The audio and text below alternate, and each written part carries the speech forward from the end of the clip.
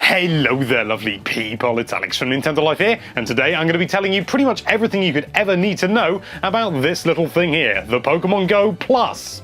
This little thing has captured the interest of many a Pokémon Go player, but there's a bit of confusion as to what it actually does, what it can and can't do, and a lot of it seems to have come from a bit of miscommunication from Nintendo's PR team.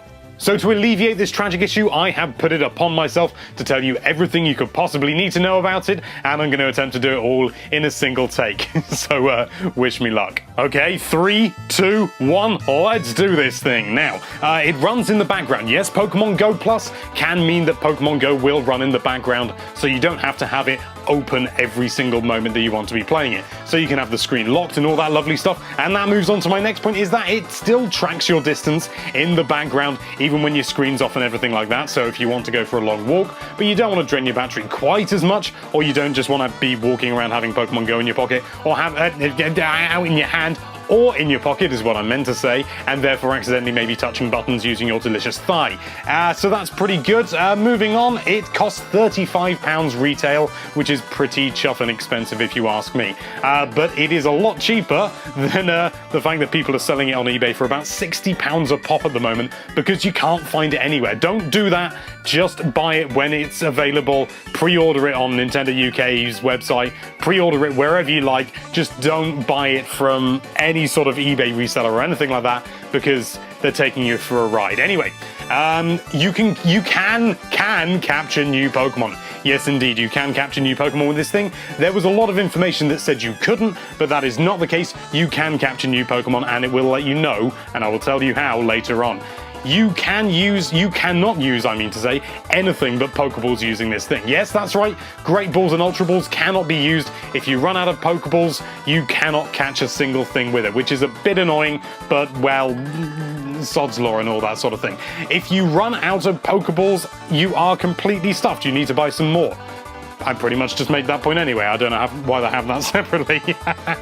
You can catch Pokemon whilst moving quickly. Yes, if you are a passenger in a car or you're on public transport or something like that, you can use this thing, press a button, and you will still be able to catch Pokemon. And that is actually quite good in a way, because this thing seems to also load Pokemon faster than it does on the app itself, which is really handy because if you've ever been on public transport trying to catch Pokemon, quite often you'll see nearby Pokemon and they just appear and disappear from the little nearby thing in the corner, which I believe now is called sightings. That is not an issue anymore, because this thing gets it about 10, maybe even 20 seconds quicker than actually in the app natively itself. So that's pretty good.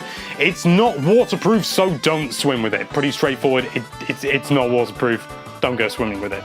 If you disconnect the device, if you want to disconnect the device more, I mean to say, you can do so by pressing and holding the button for about 8 seconds or so. It's not, I don't know the exact amount of time, but if you do want to disconnect it for whatever reason, maybe use it on a different phone or something like that, you can do that. A little known fact, it runs on a CR2032 battery, which is the same battery that was used in the Sega Saturn for its internal save feature. Just a little tidbit there. Yes, you can get Stardust and XP from catching Pokemon. It's just like catching Pokemon in the game, except you only get one attempt at it. And once that one attempt is gone, you do not have another chance to capture it. Not using this, not using main game app thing, not in-app, as it were. So be careful. It does have its sort of its Achilles heel, if you like. Now we move on to the next round, which I'm going to cut here because, my goodness, I'm running out of breath. And this is the lightning round, also known as the quickfire LED round. The little button in this has an LED inside it, and its LED can tell you an awful lot of things, and I'm going to tell you what every single one of those are. And bear in mind, when I say buzz in this, I'm referring to vibrations, not sound. This does not produce any sound whatsoever. So let's go. A flashing blue LED with no buzzing means this device is scanning for a connection. How interesting. A flashing blue LED with buzzing, so going